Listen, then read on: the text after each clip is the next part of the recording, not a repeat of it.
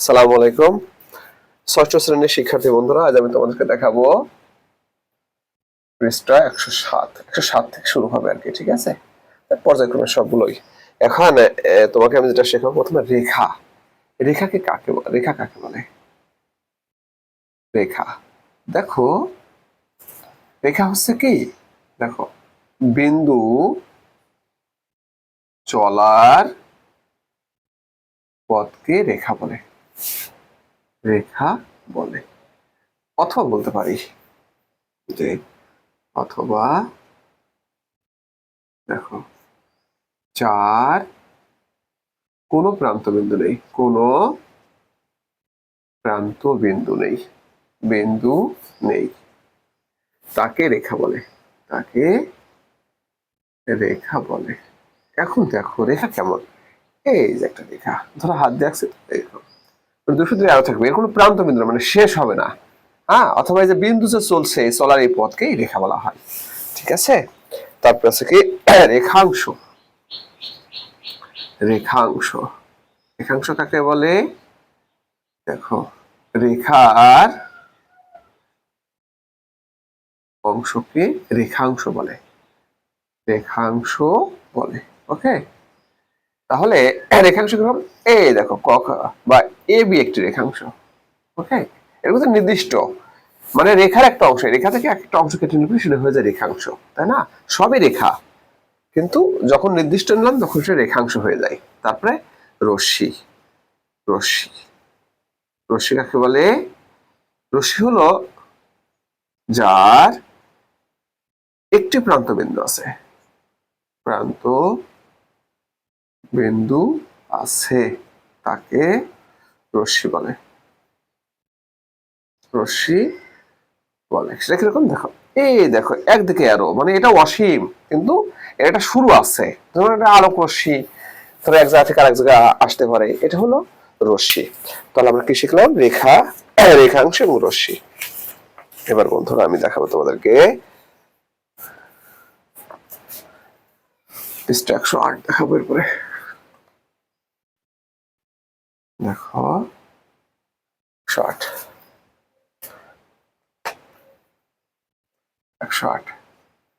108 আছে আমাদের কি কোণ আছে। কোণ কাকে বলে? কোণ, দেখো কোণ হচ্ছে দুটি রশ্মি কোন বিন্দুতে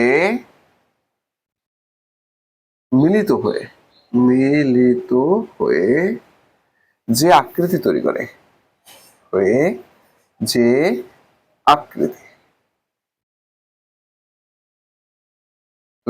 করে, তাকে কোণ বলে। ফ্রেন্ডস দেখো এই যে একটা রশ্মি, এই দেখো একটা রশ্মি, হ্যাঁ, তাহলে এখানে মিলিত হয়েছে হয়ে একটা কোণ উৎপন্ন করেছে। ধরো আমরা নাম দিলাম এরকম পি ও কিউ। তাহলে কোণটার নাম কি? Angle P O Q.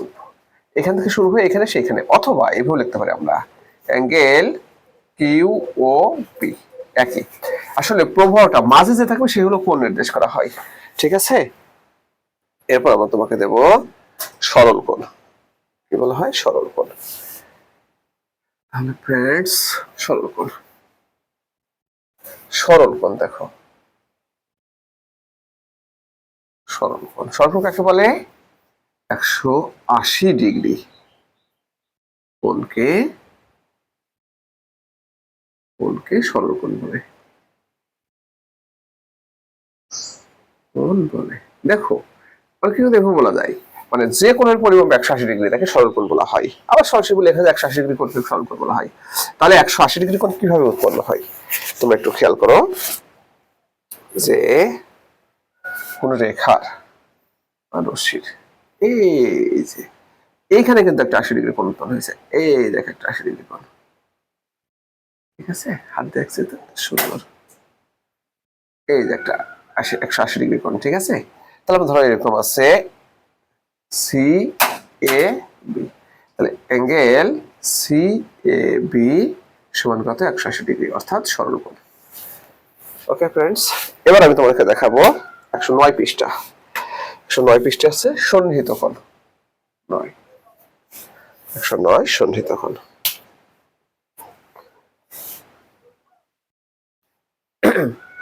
দেখো সন্নিহিত কোণ, সন্নিহিত কোণ কাকে বলে? দেখো দুটি কোণের যদি একটি শীর্ষবিন্দু একটি শীর্ষবিন্দু ও একটি সাধারণ বাহু থাকে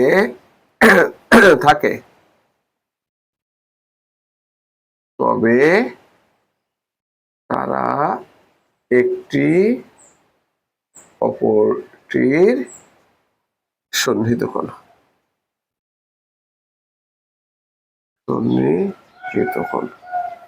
তাই না? দেখো দুটা কোণের একটা শীর্ষবিন্দু থাকবে, মানে কোণ দুইটা কিন্তু শীর্ষবিন্দু একটা। ধরো এটা একটা কোণ, দেখো দেখাচ্ছি, ধরো এটা একটা কোণ, এই দেখো একসাথে দুটা কোণ আছে, তাই না? এই যে দুটা কোণ, একটা দেখো এটা হলো শীর্ষবিন্দু বলা হয়, শীর্ষবিন্দু, তাই না? আর এটাকে কি বলা হয়? সাধারণ বাহু। সাধারণ বাহু মানে কি? সাধারণ বাহু মানে মানে এই বাহুটা দেখো এই কোণের সাথেও আছে, এই কোণের সাথেও আছে। যদি কোনো বাহু দুটা কোণের সাথে থাকে তাকে সাধারণ বলা হয়। তাহলে দেখো দুটি কোণের যদি একটি শীর্ষবিন্দু, দেখো শীর্ষবিন্দু কিন্তু একটা, সাধারণত এক একটা কোণের এক একটা শীর্ষবিন্দু থাকে, তাহলে দুটো কোণের দুটা শীর্ষবিন্দু থাকার কথা, কিন্তু এখানে আছে কত? একটা শীর্ষবিন্দু। এবং দুটা কোণের দুটা বাহু থাকার কথা, কিন্তু না, আছে একটা বাহু, তাকে সাধারণ বাহু বলা হয়। যদি এরকম থাকে তারা একটু অপরটির কি সন্নিহিত কোণ। ঠিক আছে? তাহলে আমরা বলতে পারি দেখো বি এ ডি সি, তাই না? তাহলে অ্যাঙ্গেল বি এ সি এবং অ্যাঙ্গেল ডি এ সি পরস্পর সন্নিহিত কোণ। পরস্পর সন্নিহিত কোণ।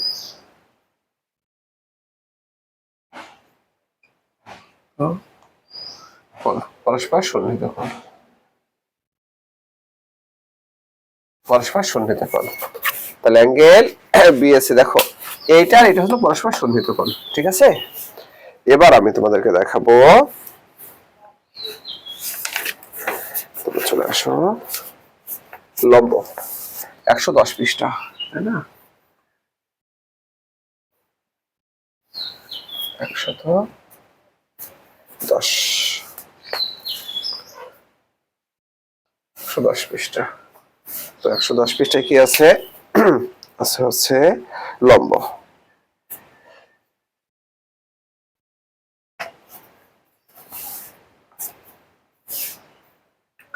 লম্ব, তাহলে লম্ব কাকে বলে? দেখো সেটা হলো একটি রেখার উপর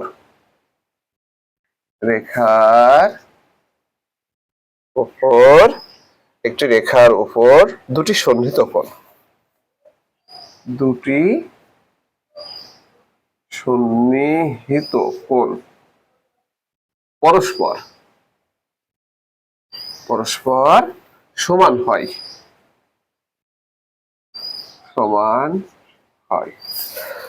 পরস্পর সমান হয়, তবে কোণ দুটির প্রত্যেকটি সমকোণ। দেখো একটা রেখা, এর উপর একটা সন্নিহিত কোণ সমান হতে হবে। কিন্তু সন্নিহিত কোণ মানে কি? দুটো কোণের একটা সাধারণ বাহু থাকবে, একটা শীর্ষবিন্দু। দেখো কোণ কিন্তু দুইটা, কিন্তু একটা এই বাহুটা কিন্তু এই কোণের আছে, এই কোণের আছে, কিন্তু কোণ দুটো কিন্তু পরস্পর সমান হইতে হবে। ধরো এটাও সমান হবে, এটাও সমান হবে। আর আমরা তো আগে শিখে আসছি কি শিখে আসছি যে সমতলের উপর যে কোণ উৎপন্ন হয় সেগুলো সরল কোণ, মানে 180 ডিগ্রি। তো দেখো এটাও 90 ডিগ্রি হবে, এটাও 90 ডিগ্রি হবে। হ্যাঁ, সমান বলছে, তাহলে এই পাশেও 90 হবে, এই পাশেও 90 হবে। তাহলে এরা মানে কোণ দুটির প্রত্যেকটি কি সমকোণ, তাহলে এটাও সমকোণ, এটাও সমকোণ। ঠিক আছে, এটাই হচ্ছে লম্ব। তাহলে আমরা লম্ব দেখলাম, এরপর দেখো আমরা পূরক কোণ কি দেখবো, এরপরে পূরক কোণ। পূরক কোণ দেখাবো, পূরক কোণ। পূরক কোণ কাকে বলে? দেখো দুটি কোণের যোগফল, কোণের যোগফল 90 ডিগ্রি হলে তারা একটি অপরটির পূরক কোণ। পূরক কোণ আমরা দুটি কোণের যোগফল যদি 90 ডিগ্রি হয় তাহলে তারা অবশ্যই একটি অপরটির পূরক কোণ। দেখো ফ্রেন্ডস, সেটা প্রথম শিখছিল এটা 90 ডিগ্রি, এই যে একদম সোজা হয় 90 ডিগ্রি, মাত্রই শিখেছি, তাই না? তো দেখো এই যে চলে আসছে, এরা পরস্পর পূরক কোণ, মানে দুটো কোণ যোগ করলে পরে 90 ডিগ্রি হতে হবে, তাহলে তারাও একটি অপরটির পূরক কোণ। দেখো এটা একটা পূরক কোণের স্যাম্পল, তাই না? তাহলে আমরা বলতে পারি যদি পরীক্ষা এরকম আসে যে 20 ডিগ্রি কোণের পূরক কোণ কত, পূরক কোণ ড্যাশ কত হবে, 70 ডিগ্রি। কারণ দুটো কোণ মিলে 90 ডিগ্রি হতে হবে, যদি এটা 20 হয় তাহলে এটা 70 হতে বাধ্য হবে। আবার আসতে পারে যে 60 ডিগ্রি কোণের পূরক কোণ ড্যাশ কত ডিগ্রি, 30 ডিগ্রি। কারণ দুটো কোণের যোগফল 90 ডিগ্রি হলে তারা একটি অপরটির পূরক কোণ। ওকে ফ্রেন্ডস, এবার আমি তোমাদের দেখাবো সম্পূরক কোণ। সম্পূরক কোণ, সম্পূরক কোণ দেখো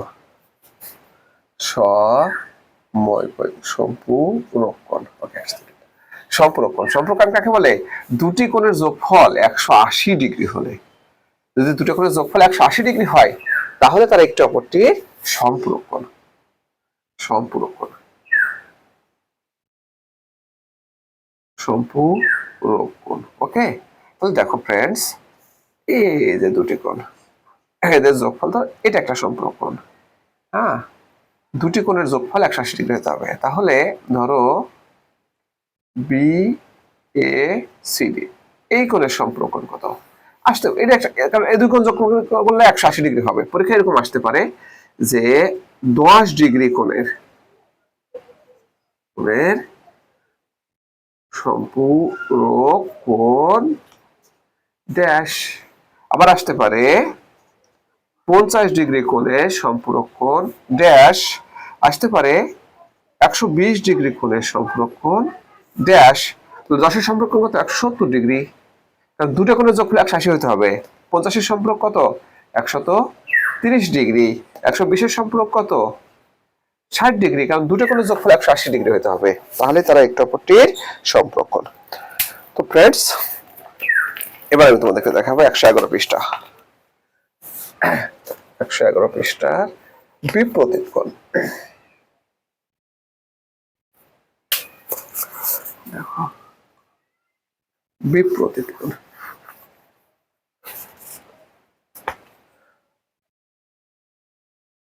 বিপরীত কোণ কাকে বলে?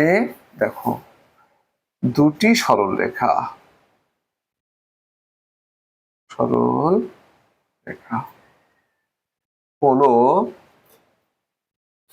বিন্দুতে মিলিত হয়ে যে কোণ উৎপন্ন করে, উৎপন্ন করে তারা, যে কোণ উৎপন্ন হয় তারা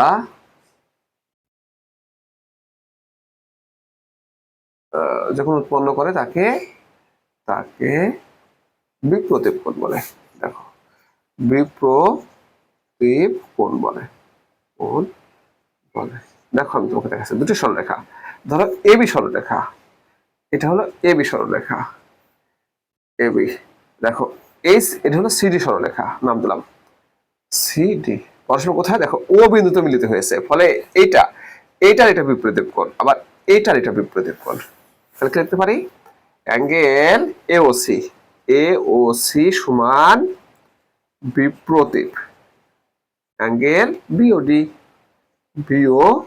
আবার দেখো অ্যাঙ্গেল সিওবি সমান বিপরীত অ্যাঙ্গেল এওডি।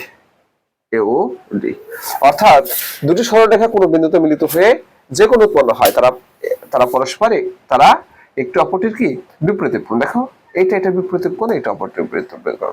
দুটি সরলরেখা কোনো বিন্দুতে মিলিত হয়ে যে কোনো উৎপন্ন হয় তাকে কি আর বিপরীত কোণ কিন্তু পরস্পর সমান, বিপরীত কোণ পরস্পর সমান, এইটার বিপরীত এইটা, এটার বিপরীত এইটা, তাহলে বিপরীত কোণ পরস্পর সমান। তো ফ্রেন্ডস আজ এ পর্যন্তই, খোদা হাফেজ।